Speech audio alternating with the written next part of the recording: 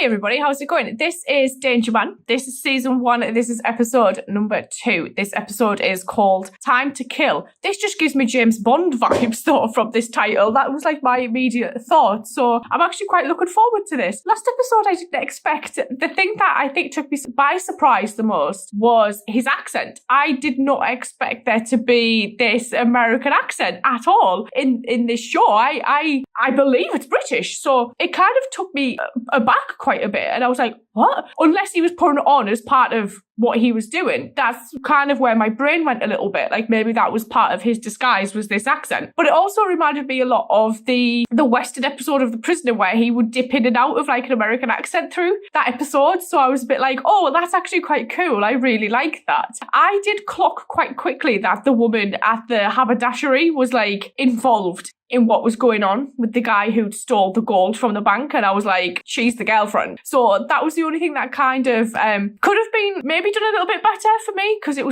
for me it was quite easy to clock that she was this girlfriend. But I mean, this is one of those shows, isn't it? This, you know, he can't really change anything about them these days. So I'm looking forward to seeing what this one's about. So let's go. Tell me, Professor Barkov, have you considered the latest implications of your quantity theory? No, my dear. For the moment, I was considering whether I would take dill pickle or mango chutney. Always go for the gherkins. Oh, the professor. Oh, not when he's mid-beggar.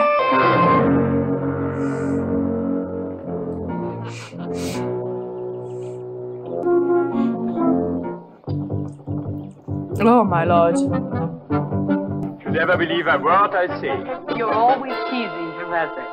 You know it's a great mistake. We girls always like to be taken seriously. He's dead.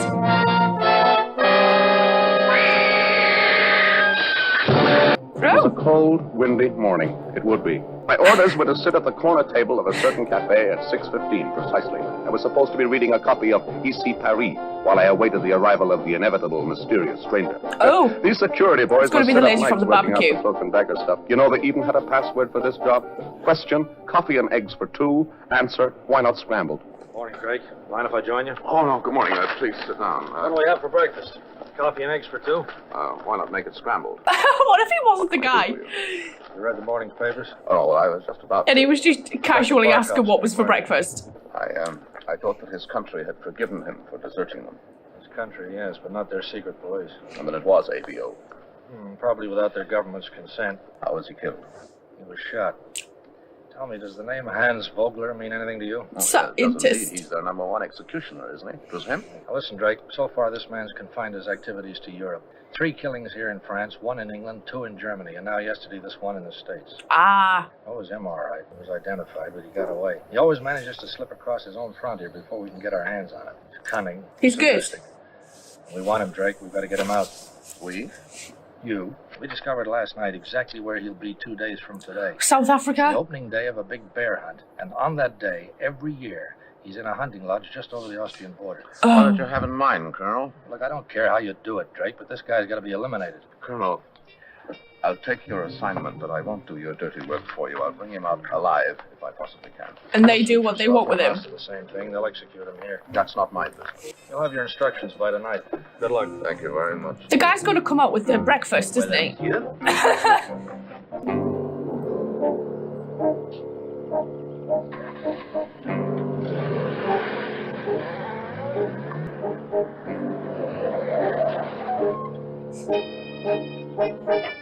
Oh, wait, what?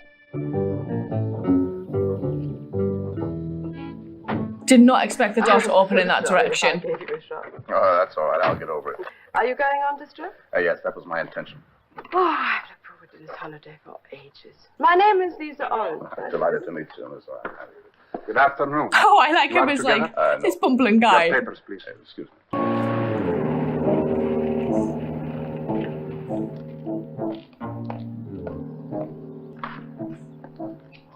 He's gonna get to so many checkpoints. It's forbidden to stop or park your car. You understand? Yes, I do, yes. It's less than a minute to curfew. Curfew? Oh. This road is closed to all traffic after 4 o'clock. Oh, I see.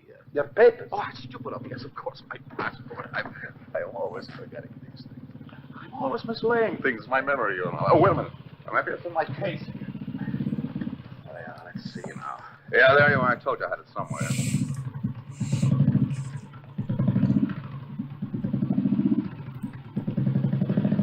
All right.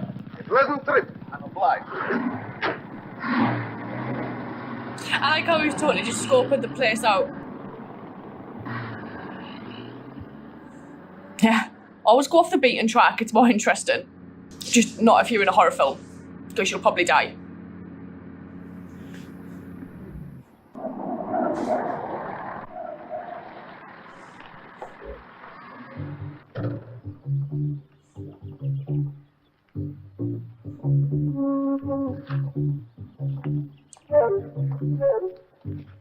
Don't waste the bread.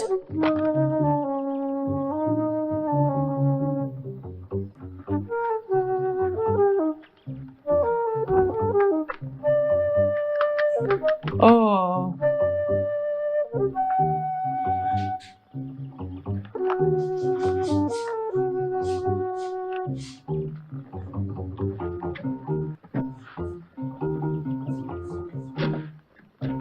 My God, they've got stuff everywhere. Oh my God, he's just got to build the bloody gun.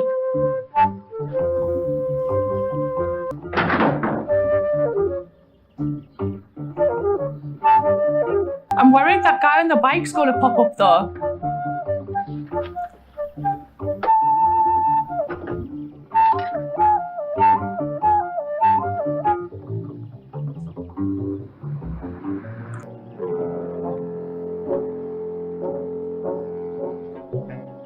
Hello again. Hello, Miss Oren. How did you manage to get past the checkpoint after curfew? I just made it. But you were late, weren't you? They let her through. Oh, we can't trust her. You can't stop here, you know. Oh, yes, I know, but as a matter of fact, my engine's gone dead. Never mind, I'll get it fixed in a couple of minutes. Maybe I can help. Hey!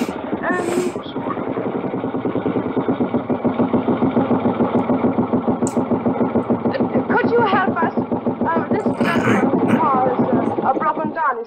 Could you help? Kérem, nem lehet itt megállni, hát megmondtam, hát nem lehet itt I know it's forbidden to stop at the car. It won't go. It needs Igen, repair. gond volt, akkor sem lehet megállni. A tilos állni az elvágta. Auto must dead glad. It won't go. You see, it won't stop.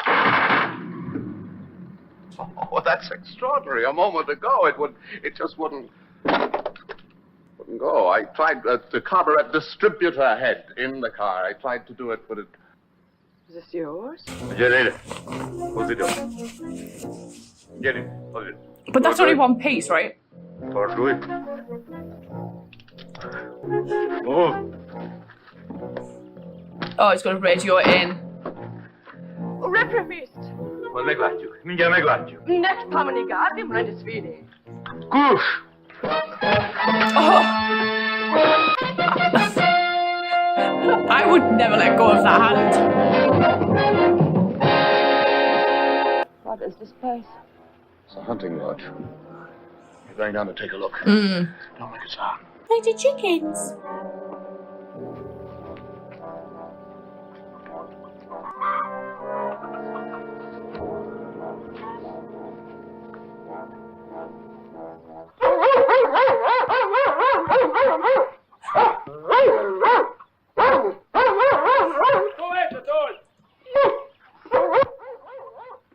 Oh. You are going to kill someone. Mm-hmm. His name is Vogler. Hans Vogler. I like how at the start he was like, I won't do your dirty work, but now he is just going to kill him. My intention was to get him out of the country. You are going to murder. Well, it went tits Sorry. up when you stopped your You car. teach your children to live in peace. But there are some men who thrive on hate, Miss Horan. They make a profession out of war. Mm-hmm. They aren't many, but they're dangerous, and they have to be stopped. Hans Vogler is a professional assassin.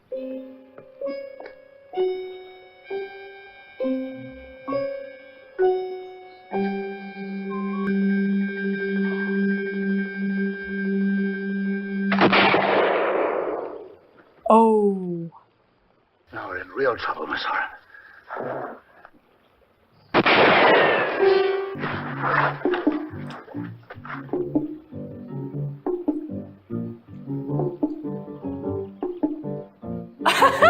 Oh, Jesus.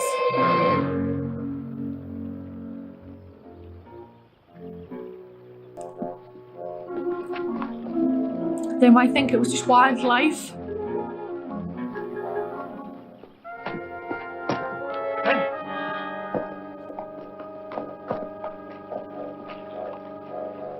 God, keep down.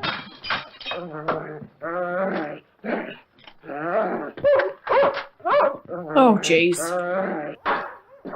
Oh, God, they were weak. Get out of here, quickly. Try and get into touch with your consulate. I'm sorry for everything. Goodbye. Good luck. Stay where you are, Vogler. Put down your gun.